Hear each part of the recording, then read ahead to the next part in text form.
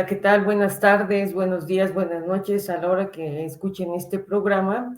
Y pues aquí para Sensontle 400 nos da mucho gusto recibir aquí para una entrevista que tiene que ver con temas migratorios y elecciones ahorita tanto en Estados Unidos como en México. Y pues este voto mexicano, pues vamos a hablar con el maestro Bernardo Méndez Lugo. Se los presento, él es diplomático mexicano de carrera en retiro y maestro fundador de la UAM Xochimilco aquí en la Ciudad de México. También él es consultor en temas migratorios, de salud migrante y movilidad académica internacional. Es un diplomático de carrera de hace muchos años, ¿no? Y experto en estos temas migratorios. Y también, bueno, es director fundador actualmente de América Sin Muros, es una asociación civil que pues está siempre en apoyo a los migrantes. Bienvenido, doctor, bienvenido, Jesús. Saludo con mucho cariño Sí. a nuestro amigo el doctor Bernardo Méndez Lugo, sin duda alguna, un especialista en el tema migrante. Vámonos a la entrevista. Doctor, gracias por aceptar esta plática para Sensontle 400. Buenas tardes. Muy buenas tardes, Jesús. Un gran honor estar contigo y con Margarita, pues son periodistas con una trayectoria muy importante y que pues han tenido situaciones a veces complicadas, adversas, de riesgo, y eso de alguna manera, y la obra que tienes con tus 12 libros o más en este momento, pues un gran honor, Margarita y Jesús, estar con ustedes en Sensontle 400. Doctor, usted conoce perfectamente el pensamiento, y más que el pensamiento, conoce la infraestructura de cómo los mexicanos pueden votar, sobre todo en Estados Unidos. Me gustaría que nos diera un panorama, doctor, ¿qué podemos esperar del voto migrante en las próximas elecciones del 2024? Muchas gracias, Jesús. Mira, nada más para que no haya situaciones que luego se conviertan en críticas. Mi grado académico es de maestro, o sea, no tengo doctorado. No me vayan luego a criticar por ostentar títulos que no tengo. Básicamente hice una maestría en estudios del desarrollo en Inglaterra, y desde el punto de vista diplomático me jubilé con el rango de ministro del Servicio Exterior, pero creo que lo más cómodo para el público es como maestro, porque estuve más de 20 años también en la academia, en la UAM Xochimilco y en otras instituciones mexicanas y de Centroamérica, Jesús. Así que vayamos con el tema del voto, de acuerdo con los últimos datos que tenemos, y compararlo con el 2018, los datos que tenemos del Instituto Nacional Electoral es de un poco más de 200,000 mexicanos que alcanzaron a registrarse para el voto. Esto ya se cerró en términos de registro. Esto no significa que los 200,000 y piquito que están registrados vayan a votar. En el 2018 fue cerca de 100,000 la gente que votó, con un registro arriba de 150,000. Esto en elecciones donde haya una gran distancia, digamos, entre contendientes, pues no tiene, digamos, un gran impacto por el número de votantes. En la del 18 hubo un número importante que votó por el licenciado López Obrador, obtuvo más del 60% de los votos, y el resto se repartió entre PAN y PRI, básicamente. Así que para esta elección del 2 de junio, suponiendo que votaran 120, 130,000, de acuerdo con los datos de abstención, no haría gran diferencia si realmente hay una diferencia entre los votos que va a obtener en este caso la candidata Claudia Sheinbaum, pero si la elección es muy, muy competida, sí pudieran tener un significado, Jesús, estos 100,000, 120,000 votos de la comunidad mexicana en Estados Unidos. Doctor, ¿dónde se encuentra, en qué parte de Estados Unidos se encuentra la mayor cantidad de votantes mexicanos? ¿Dónde están asentados la mayor cantidad de mexicanos que podrían participar en la elección venidera? De acuerdo con los datos, a mí me tocó iniciar el registro estando en el consulado en Chicago. Estamos hablando de los consulados más grandes donde hay más población mexicana, empezando por Los Ángeles, California, siguiendo con Chicago. Posteriormente está Nueva York, donde hay una población de aproximadamente 1 millón.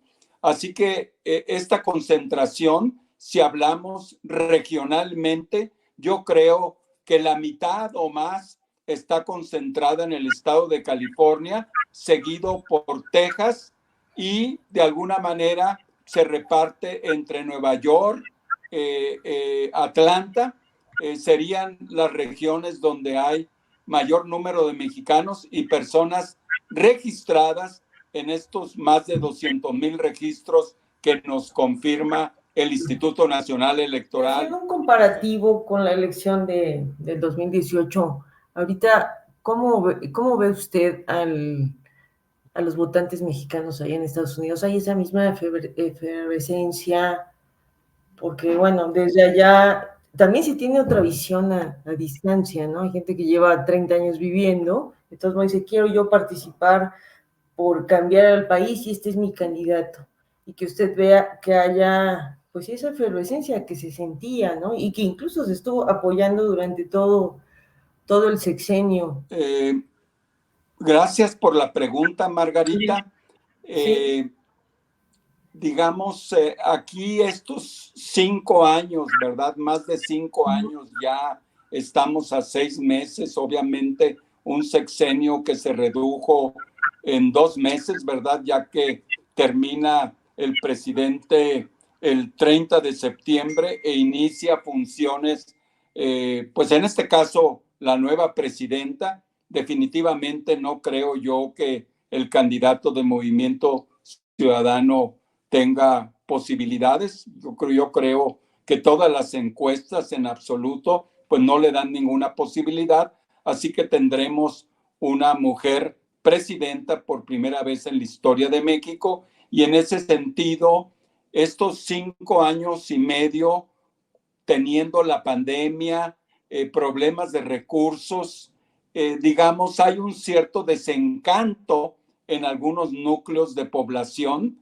mexicana que esperaban una mayor empatía, un mayor apoyo, más allá de los elogios de héroes que se les ha denominado por las remesas. Se esperaba un mayor apoyo también para que los consulados, ya son 53, sin embargo, han hecho falta recursos humanos, recursos financieros para que los paisanos sean atendidos como se merecen.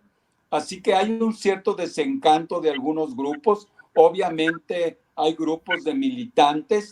En mi caso, como persona que mantengo un contacto estrecho con personas en los lugares, particularmente donde fui cónsul, pero precisamente en Atlanta, cónsul de prensa, en San Francisco, cónsul de prensa. En todos los lugares vamos a encontrar personas que siguen teniendo la esperanza en el partido actualmente en el poder. Sin embargo, hay un cierto desencanto, por ejemplo, en Chicago, que es una comunidad muy de lucha. Sí hay grupos que se han organizado, coaliciones de migrantes, donde no necesariamente están decididos por un voto hacia el gobierno, hacia la continuidad. También hay que ver, Jesús y Margarita, que hay personas indecisas. El nivel de indecisos, tanto en Estados Unidos como en México, puede ser, digamos, significativo. Se ha dicho que algunas personas deciden su voto hasta la última semana o en el propio día de la elección. Y el otro aspecto son los indiferentes, tanto en México como en Estados Unidos, que en realidad muchas veces en Estados Unidos se solicita la credencial del lector porque es un valioso documento de identidad. No tenemos aquí en México cédula de identidad. Todos somos conscientes que si uno va al banco y no tiene la credencial del lector, prácticamente no puede hacer ningún trámite, se dificulta, a veces aceptan el pasaporte, a lo mejor la licencia, pero es básica la credencial del lector. En ese sentido, mi experiencia es que muchas personas buscan la credencial no tanto por el derecho a votar, sino como un documento muy valioso de identidad. También les sirve para obtener la matrícula consular, el poder obtener una cuenta de banco. Recuerden que todavía son 5 millones de mexicanos irregulares, indocumentados. Prometió el presidente Biden en su campaña regularizar a 11 millones de personas, de los cuales 5 mexicanos y aproximadamente 2 de Centroamérica, es decir, más de la mitad son personas de México, Centroamérica y Latinoamérica, entre las personas que no han sido regularizadas. Así que respondiendo, Margarita, hay entusiasmo, sin embargo, hay también cierta decepción y cierto desencanto porque la pandemia y otros factores de austeridad republicana, denominada así por el propio presidente, pues impidieron que se tuvieran todos los recursos en los consulados, a pesar de que se ha hecho un esfuerzo. Debo reconocer a mis colegas del servicio exterior en un esfuerzo muy grande, y los empleados locales en los consulados de México en Estados Unidos, que pues han brindado todo lo que pueden para apoyar a la comunidad mexicana, pero sigue habiendo problemas con las citas, tardan mucho tiempo, a veces hay dificultades para el traslado de restos. La protección consular se ha hecho un énfasis para apoyar a la gente que está en alguna situación migratoria, que necesita de alguna manera obtener el estatus adecuado a través de familia. En fin, creo yo que habrá una participación, contando con esto que mencionaba yo, de que habrá cierta indecisión, indiferencia de algunos y una abstención que en el país y en el extranjero pues anda cerca del 40%, 30, 35%, la abstención de muchos electores. Precisamente le quería decir que esta decepción se debe precisamente a esa insensibilidad que incluso, déjeme comentarle, maestro, aquí también tenemos mucha audiencia aquí de Estados Unidos. Bueno, Jesús Lemos en su programa tiene mucha audiencia de Estados Unidos y ellos reconocen y hay esa denuncia, ¿no? Que no haya esa tensión en los consulados, ¿no?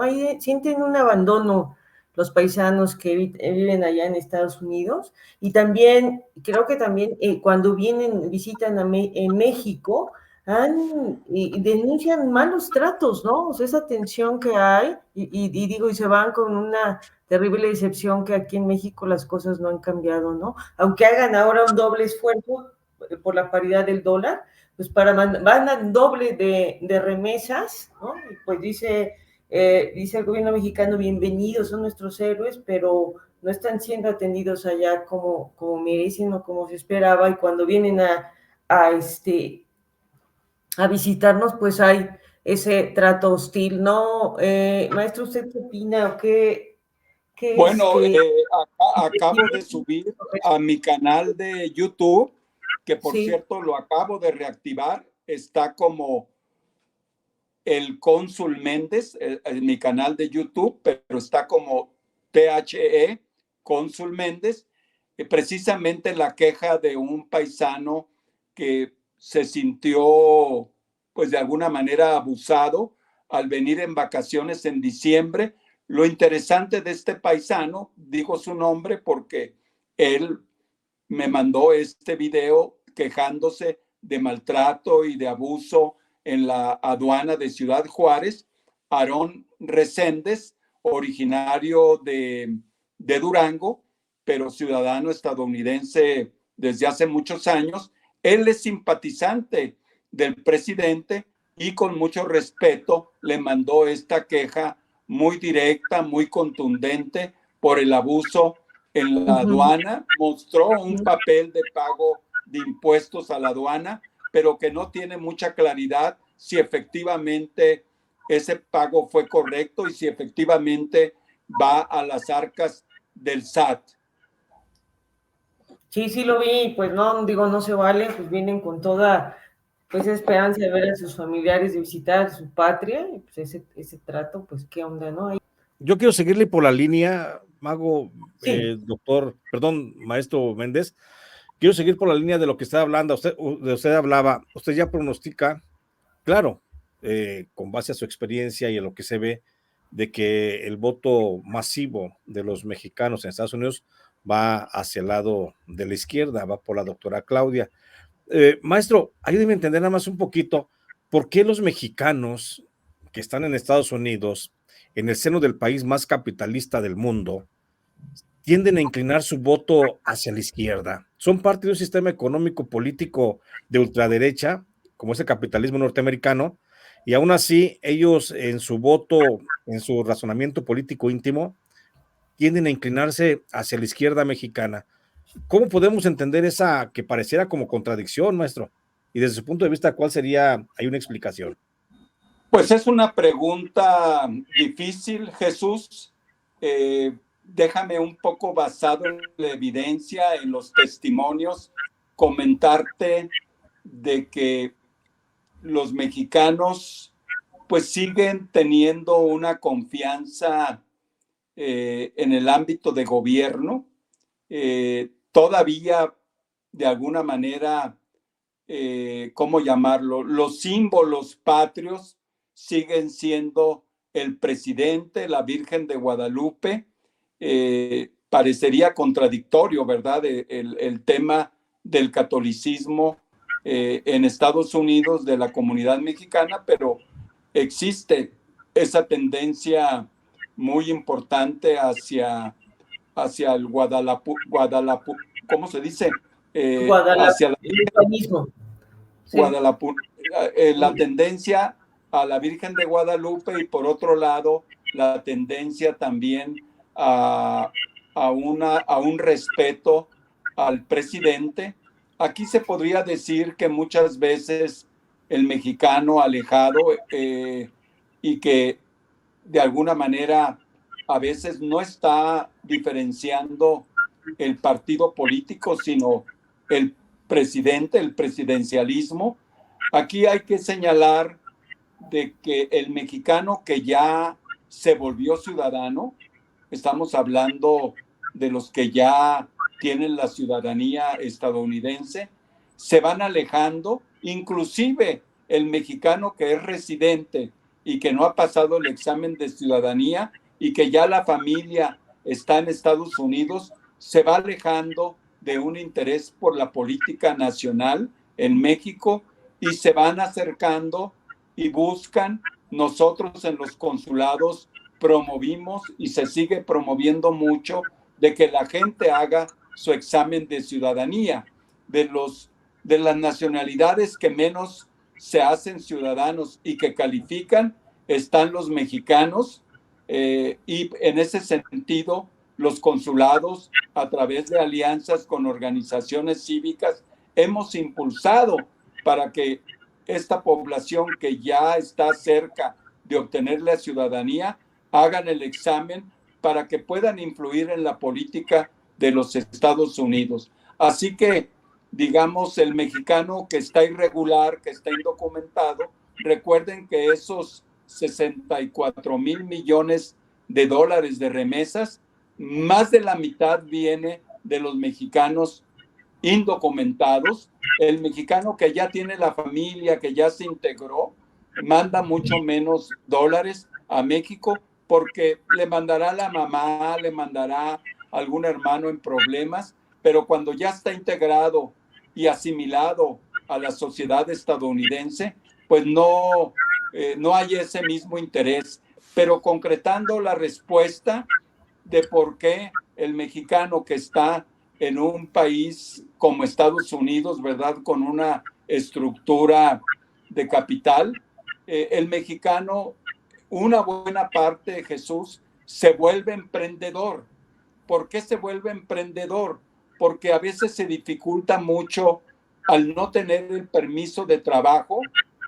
La gente busca autoemplearse y muchas veces la autoridad fiscal estadounidense, conocida con las siglas de IRS, les da oportunidad de registrar una compañía. En pocas palabras, por ese régimen, digamos, de muy orientado al mercado, a la autoridad fiscal no le interesa muchas veces que el empleador esté en una condición irregular, le interesa recaudar impuestos. Y en ese sentido, ese espíritu emprendedor es casi obligatorio para hombres y mujeres. Hay mucha mujer emprendedora en este momento, mucha gente que produce desde su casa. Han proliferado también pequeñas empresas de préstamos, que a veces pues son préstamos leoninos, ¿verdad? Porque las personas irregulares no tienen el historial de crédito, no tienen el famoso número de seguro social. Así que, digamos, te comento también que el mexicano que ya se integró, este testimonio también vale la pena comentártelo, el que ya está muy integrado, que ya relativamente, como se dice, ya la hizo en Estados Unidos, hay un 30%, de acuerdo con las votaciones del 16 y del 20 presidenciales de Estados Unidos, que votó por Trump. Yo tengo amigos, hijos de braceros, que son trumpistas. Sus papás fueron abusados o sufrieron, pero ellos, ya que llegaron a la universidad, es lo que en algunos lugares llaman la política del elevador. Yo ya estoy adentro y yo ya no acepto a nuevos que lleguen. Y en ese sentido, pues a pesar, yo le dije a uno de ellos, pero Trump te está ofendiendo, te está llamando criminal, te está llamando ladrón, etcétera. Pero muchos de ellos lo ven como el modelo del que rompe con la estructura política estadounidense y se vuelve en la mentalidad de ellos como un ejemplo. Yo les digo, el historial capitalista de Trump no es nada ético. Es una persona que ha evadido el fisco, que ha hecho negocios sucios, pero la gente pues sigue en ese sentido en el voto del mexicano que ya es ciudadano, y latinos también. Hay un 25-30% que votan por el Partido Republicano. En este caso, es muy probable que algunos ahora para noviembre voten por Trump. En algunos casos yo me he distanciado de ellos por esta actitud muy fanática a favor de un presidente que ofende a México y a los mexicanos. Y en ese sentido, pues este segmento de mexicanos que son ciudadanos, no hablando de los que votan y que les interesa la política de México, en ese sentido vale la pena, Jesús y Margarita, ver los diferentes segmentos, ¿verdad?, de población mexicana, los que son residentes permanentes, los que ya son de segunda generación, porque México reconoce la identidad, la ciudadanía mexicana a los que ya nacieron allá, de al menos un padre mexicano, y se han seguido haciendo reformas para abarcar a más mexicanos. Muchos de ellos les interesa, no por la política, Jesús y Margarita, les interesa la ciudadanía porque piensan comprar terrenos, han heredado tierras y yo en mi experiencia me doy cuenta que el interés para muchos de ellos de mantener y de buscar la nacionalidad y ciudadanía de México no es tanto por el tema del voto, es por el tema de propiedades, de herencias y de que en algún momento existe todavía el sueño que van a regresar a México. Hay una parte que ya están regresando, los que ya pasan 60 años, tengo varios amigos y que pretenden seguir haciendo alguna actividad de emprendimiento, de negocios. Así que de alguna manera el espíritu empresarial y de Maestro, emprendimiento ha aprendido en muchos mexicanos. maestro, ¿y están focalizados estos paisanos en en algunos estados de Estados Unidos, ahora sí, en Estados Unidos, que digan, no sé, en California, en Texas, hay esa tendencia, ¿sí? Creo que más que el Chicago, tema, ¿no? sí, más que el tema regional, Margarita, es el Sí, tema, por ejemplo, los hijos de las personas que yo trato, cuyos papás nacieron en Estados Unidos, esa segunda generación, pues ya están más integrados y muchas veces, de hecho, y está visto en algunos estudios, esta segunda y tercera generación, todo lo hacen en inglés.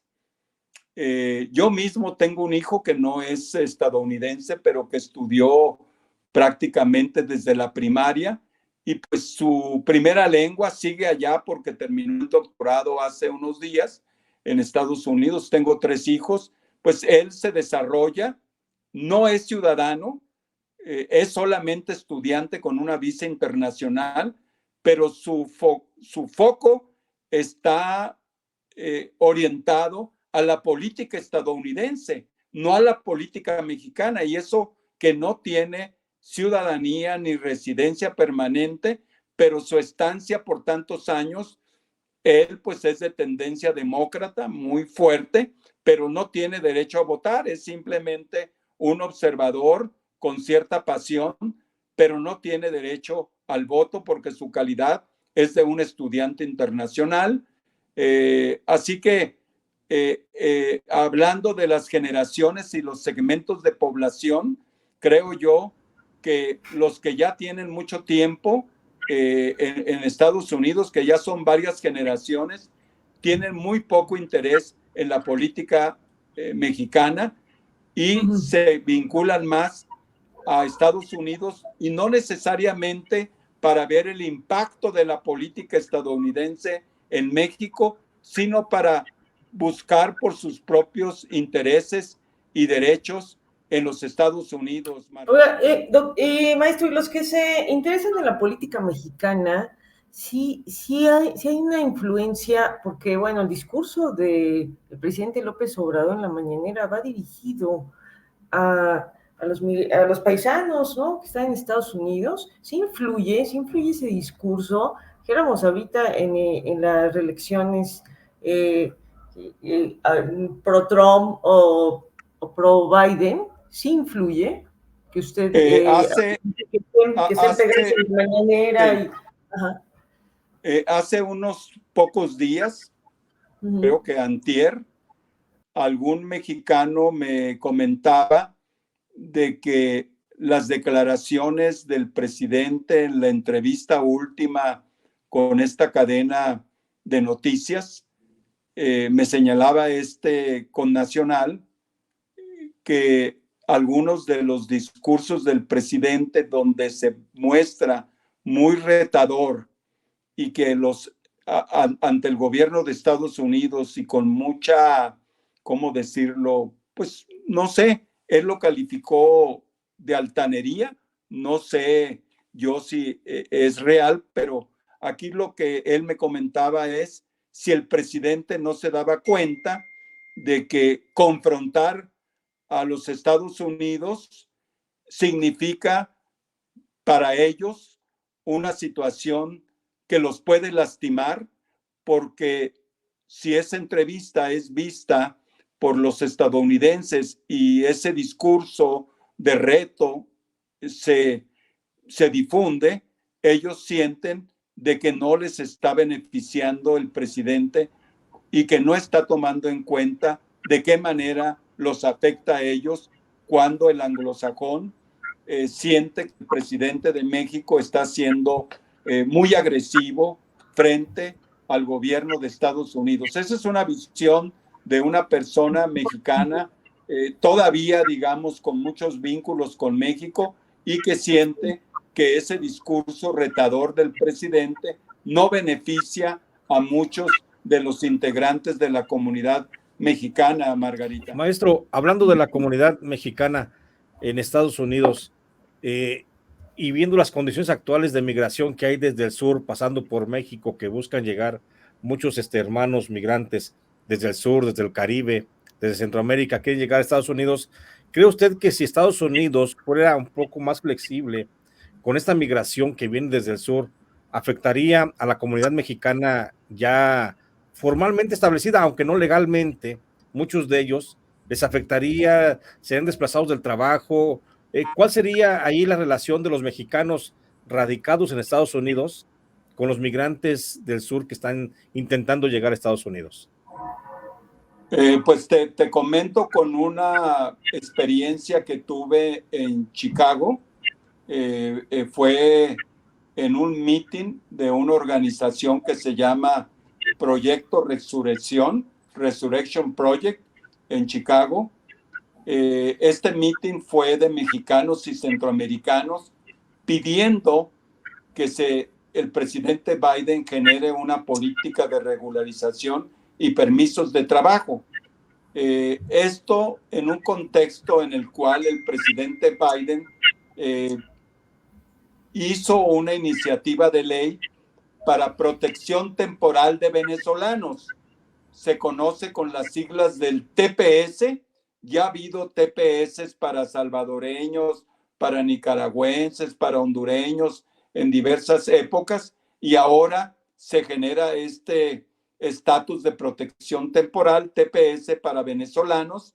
Son 500,000 de venezolanos que están esperando regularizarse, y el tono de ese meeting, yo como observador, digo, no puedo participar, simplemente como observador en ese meeting en Chicago, con una gran concurrencia de mexicanos y centroamericanos, era pedirle al presidente de que considere a las personas que ya tienen muchos años, que ya tienen décadas, que ya tienen hijos, y que si bien es bueno que los venezolanos obtengan ese estatus de protección temporal por las condiciones por las cuales dejaron su país, que no se olvide el presidente de que hay más de 5 millones de mexicanos y 2 millones de centroamericanos que no han podido regularizar.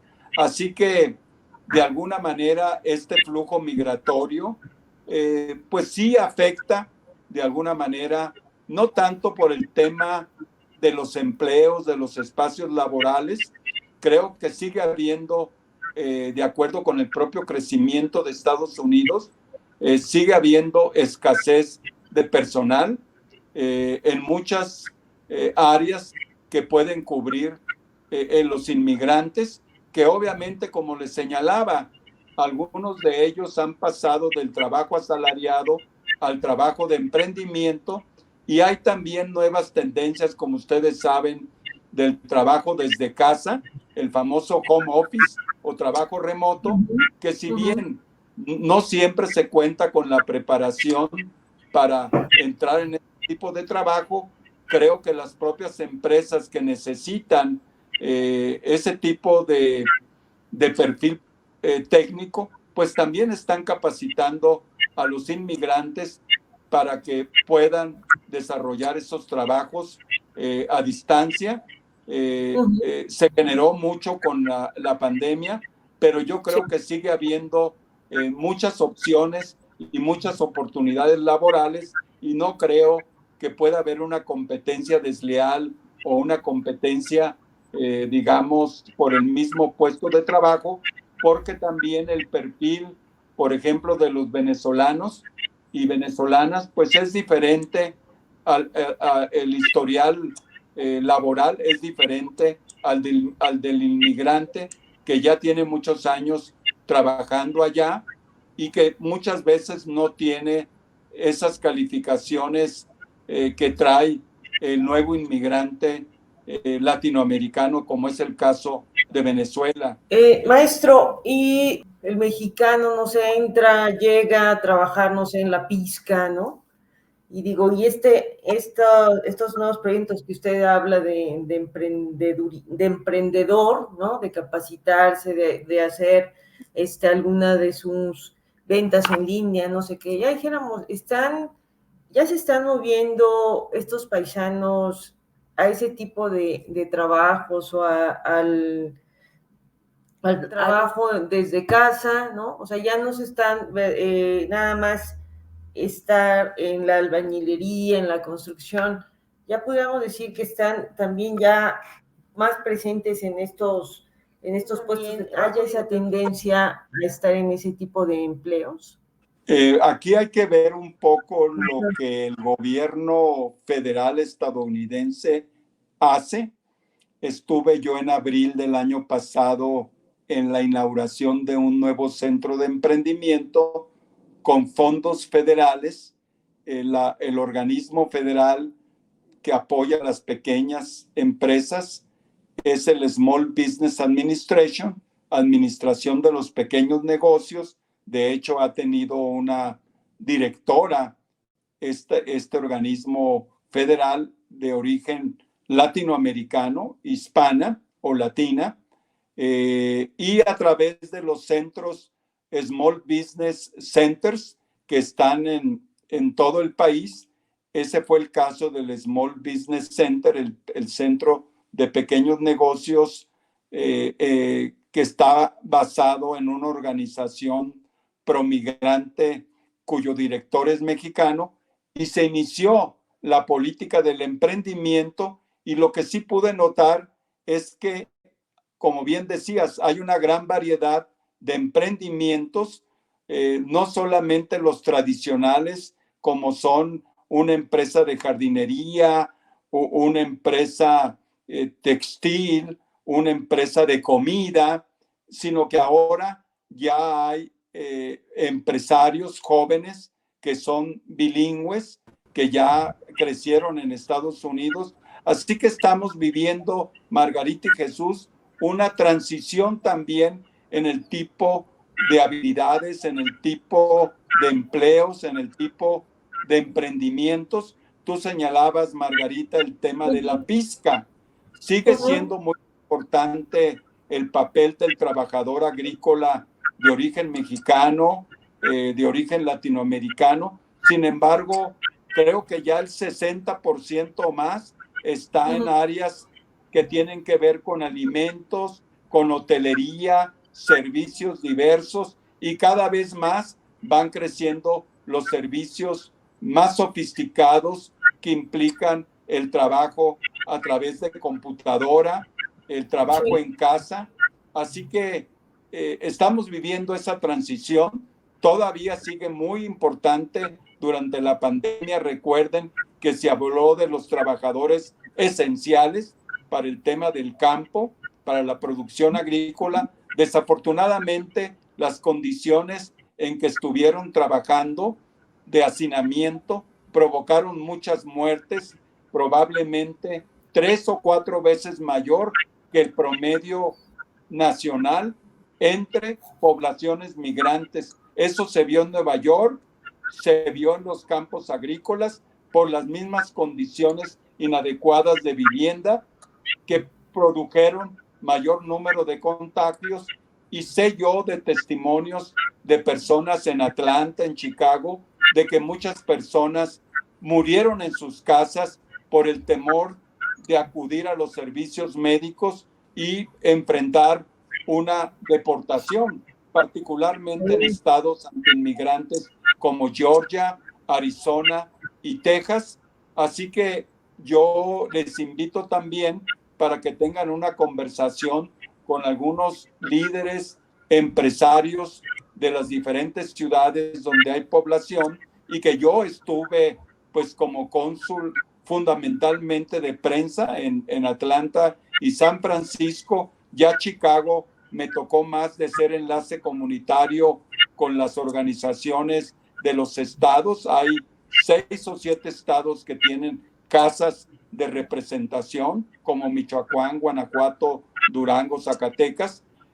Así que creo que vale la pena hacia próximos programas que ustedes recojan los testimonios de diferentes personas, organizaciones, también de diferentes tendencias. Sería interesante antes de las elecciones para tener una visión mucho más directa de las personas mexicanas y, ¿por qué no?, latinoamericanas. Yo estuve en El Salvador 3 años como parte de la embajada y también me tocó vivir, recordarán, estaba en ese tiempo Jesús muy activo en 2010, estaba muy activo con los temas de narcotráfico y me tocó lo de San Fernando, Tamaulipas, siendo yo en agosto del 2010, siendo yo consejero de Asuntos Económicos y Prensa, era el vocero, fue muy doloroso, así que me parece interesante en este análisis ver la perspectiva de cómo México se ha convertido, así le llaman, por ahí hay una película de una amiga mía, cineasta guatemalteca, el infierno mexicano, lo que sufren y los maltratos y asesinatos, desafortunadamente, de centenares de personas procedentes de Centroamérica, en ese tiempo de El Salvador, de Honduras, aunque entre los asesinados en San Fernando, Tamaulipas, había alguna gente también de Sudamérica. Creo que el sobreviviente que dio parte del testimonio era de Ecuador. Así que el entorno centroamericano y ahora ya con lo de Venezuela, Ecuador y Colombia, recordarán que recientemente el presidente López Obrador está ofreciendo un dinero para los que acepten ser retornados, yo digo deportados, de $110 durante 6 meses. No todos están aceptando esta oferta porque realmente no les va a ayudar para mucho en las condiciones en que van a estar en sus países de origen. Y ese tipo de ayudas como ofrece el gobierno mexicano para los ecuatorianos, para los colombianos y venezolanos, también la ofrecen el gobierno norteamericano para cuando va a deportar a los migrantes mexicanos, o nada más échalos en un avión y vámonos, o se los entrega a los consulados. Muchas veces a mí me tocó estar en la Corte Federal en Tucson, ahí no estaba en prensa, y estaba entrevistando, había un operativo que se llamó Streamline Zero Tolerance, 2007, 2008, 2009, que estuve en Tucson. Obviamente había muy poca ayuda del gobierno mexicano, es decir, los deportados mexicanos no reciben muy poco del gobierno mexicano. Así que la pregunta más, si es que el gobierno de Estados Unidos apoya al deportado mexicano, es si el gobierno mexicano apoya a sus propios connacionales cuando son deportados de Estados Unidos. Creo que el gobierno de Estados Unidos pues tiene, ¿cómo decirlo?, una política de acuerdo con sus leyes, y lo que hace a veces es lo que llaman deportación transversal. Si entraste por Sonora, te mandan por Baja California o por Ciudad Juárez. ¿Por qué se hace esa deportación transversal? Porque la autoridad migratoria estadounidense sospecha de que esta persona tiene un enlace de una persona que es traficante de personas, conocidos como polleros, como coyotes, y tratan de romper el vínculo entre ese deportado. Hay personas que aparecen en las estadísticas de deportación en un año hasta 3 o 4 veces. Por eso a veces aparece un número por decir algo, de 2 millones de deportados, cuando en realidad son personas que son deportadas varias veces y ya cuando hacemos el balance, la misma persona pues fue deportada varias veces. Eso significaba en esa época el ir hasta 6 meses de prisión, que es lo que en esta fallida ley SB4 de Texas, el gobernador Abbott quería darles precisamente un castigo a los reincidentes, pero pues como sabemos, la quinta, ¿cómo se llama? Corte de Apelaciones con sede en Nueva Orleans suspendió esta regla que también contraviene el papel que tiene que tener el gobierno federal y que los gobiernos estatales pues no tienen legalmente atribuciones para aplicar leyes migratorias. Margarita. Gracias, maestro. Una última pregunta de mi parte, maestro, ya para ir cerrando el tema.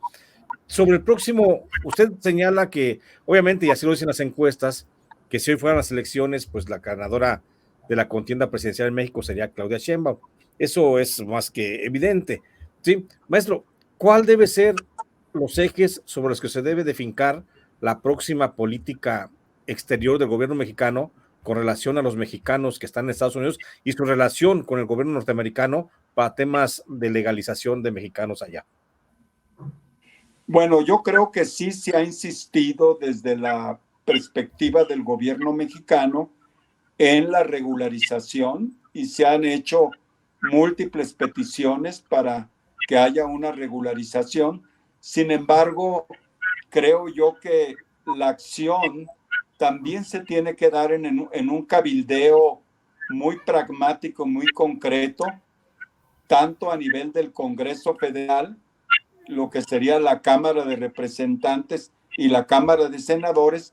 México tiene que cabildear y también de una manera pues muy respetuosa impulsar de que haya mayor número de gentes de origen mexicano que se hagan ciudadanos y que de alguna manera puedan apoyar las iniciativas del gobierno de México. Creo yo que hay mucho por hacer y en ese sentido se requiere una embajada muy activa. Los consulados lo han estado haciendo, sin embargo, deben de tener la guía y el liderazgo de la embajada para promover que haya cambios en la correlación de fuerzas con mayor número de representantes afines a la regularización migratoria, porque recordarán que la oferta y propuesta del presidente Biden de regularizar no se pudo hacer porque no tuvo la capacidad en el Congreso para llevarlo a cabo. Así que por ahí se tiene que trabajar mucho para impulsar de parte de las organizaciones de ciudadanos mexicanos en Estados Unidos y, ¿por qué no?, latinoamericanos. También comentarles que hay otras comunidades inmigrantes. Les pido yo que en algún momento conversen con alguien de Chicago, donde la segunda comunidad inmigrante más grande es la polaca, que podrán decir ustedes, pues, ¿cuáles son las afinidades con México? Parecería que no, pero Polonia, al igual que México, es un país católico, es un país que ha sufrido dolorosas invasiones. Hay muchas similitudes y de hecho se han dado alianzas electorales entre comunidad polaca y mexicana en el caso de Illinois y en el caso de Chicago, y habrá que buscar otras afinidades, por ejemplo, con la comunidad irlandesa, que tienen una trayectoria muy larga, pero recuerden que también son católicos y también son, como los mexicanos y polacos, muy críticos de los países que han invadido, que han sido imperialistas. Recuerden, pues, los irlandeses que nos apoyaron con el batallón de San Patricio cuando fue la intervención estadounidense del 47. Así que hay que buscar esas afinidades para ser más fuertes con otras comunidades como la irlandesa, la polaca, obviamente las de Centroamérica y del Caribe, creo que por ahí podríamos ir fortaleciendo nuestra presencia en el Congreso de Estados Unidos, teniendo esas afinidades con comunidades inmigrantes de muchas partes del mundo. No olvidemos los filipinos, que recordarán, fueron aliados de César Chávez en las huelgas de la uva en California. Así que, pues les agradezco mucho esta oportunidad. Recuerden que tenemos 45 videos en YouTube como América Sin Muros. Suscríbanse. Hay muchos muy educativos. Tenemos 5 sobre emprendimiento que sirven para los jóvenes de cualquier país. Así que pues estamos en la mejor disposición. Jesús, felicidades por tus libros, por la buena acogida de Editorial Grijalvo, entre otras, para tus publicaciones. Y Margarita, pues un gran honor con tu larga trayectoria periodística, tu preocupación por los niños, por la infancia, por los derechos humanos. Creo que tenemos muchas coincidencias desde América Sin Muros, con una red de colaboradores. Ustedes pueden decirme en Montreal, en Toronto, en Ottawa, en Vancouver, y no se diga en más de 50 ciudades de Estados Unidos y más de 50 en México, Centroamérica y España. Los mexicanos en España es la comunidad más grande de mexicanos en Europa, por si necesitan ver un poco, y creo que están en tercer lugar en votos, de acuerdo con el INE, después de México, Canadá, viene España en el número de votantes. Oiga, doctor, maestro Bernardo, pues le agradecemos muchísimo, más bien a usted, pues este tiempo, a Jesús también. Gracias, maestro Bernardo Méndez. Buenas tardes. Buenas tardes, gracias. Hasta luego. Hasta luego, un abrazo.